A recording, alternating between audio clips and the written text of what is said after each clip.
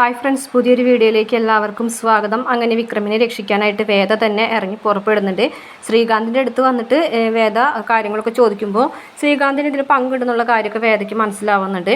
ഇതേസമയം മാഷ് വിക്രത്തിനെ തള്ളി പറയുന്നുണ്ട് കേട്ടോ. കമലാമ്മയും അതുപോലെ തന്നെ ശ്രീജയും വിക്രമിന് വേണ്ടി വാദിക്കുന്നുണ്ടെങ്കിലും മാഷിൻ്റെ മനസ്സിൽ വിക്രം തെറ്റ് ചെയ്തു എന്നുള്ളത് തന്നെയാണ് കേട്ടോ. പക്ഷേ വേദയാണെന്നുണ്ടെങ്കിൽ ഓരോരോ തെളിവുകളും ശേഖരിക്കുകയാണ് വിക്രമിന് രക്ഷിക്കാനായിട്ടുള്ള വഴികൾ ആലോചിച്ച് ഓരോരോ തെളിവുകളും ശേഖരിച്ചതിന് ശേഷം മേലുദ്യോഗസ്ഥൻ്റെ കയ്യിൽ കൊണ്ടുപോയിട്ട് ആ ഒരു തെളിവുകൾ രേഖകളാക്കി തന്നെ ആ തെളിവുകളൊക്കെ കയ്യിൽ കൊണ്ടു കൊടുക്കുന്നുണ്ട്.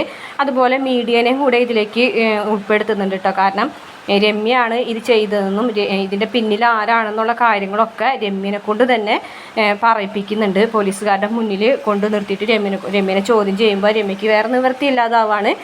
രമ്യയ്ക്ക് സമ്മതിക്കേണ്ടി വരികയാണ് കേട്ടോ. ശ്രീകാന്തും അതുപോലെ സാബു SI ഒക്കെ ചേർന്നു, അതിൻ്റെ ഇടയിൽ വിനായകനും അവരെല്ലാം ചേർന്നാണ് ഈ ഒരു കളി കളിച്ചതെന്നുള്ളത് തെളിയാണ് കേട്ടോ.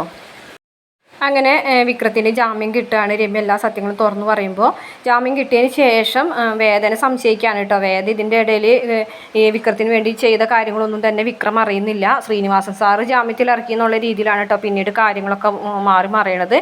അപ്പോൾ അതേപോലെ തന്നെ വിക്രം ഇറങ്ങി വരുമ്പോൾ വേദനയോട് ഇങ്ങനെ കുറച്ച് മോശമായിട്ട് തന്നെ രീതിയിൽ തന്നെയാണ് സംസാരിക്കുന്നത്. പക്ഷേ വേദയ്ക്ക് അതൊന്നും പ്രശ്നമല്ല കേട്ടോ. വിക്രമിന് വേണ്ടിയിട്ട് എന്തൊക്കെ ചെയ്യണം അതൊക്കെ ചെയ്യും. പിന്നീട് ഇതിൻ്റെ പിന്നിൽ കളിച്ചവർ ആരൊക്കെയാണെന്നുള്ള കാര്യം സോഷ്യൽ മീഡിയയിൽ കൂടെ തന്നെ നാട്ടുകാർ മുഴുവനും അറിയാണ്. അങ്ങനെ വിക്രം അവരുടെ അടുത്തൊക്കെ ചെന്നിട്ട് അവരോട് പ്രതികാരമൊക്കെ ചെയ്യുന്നുണ്ട്.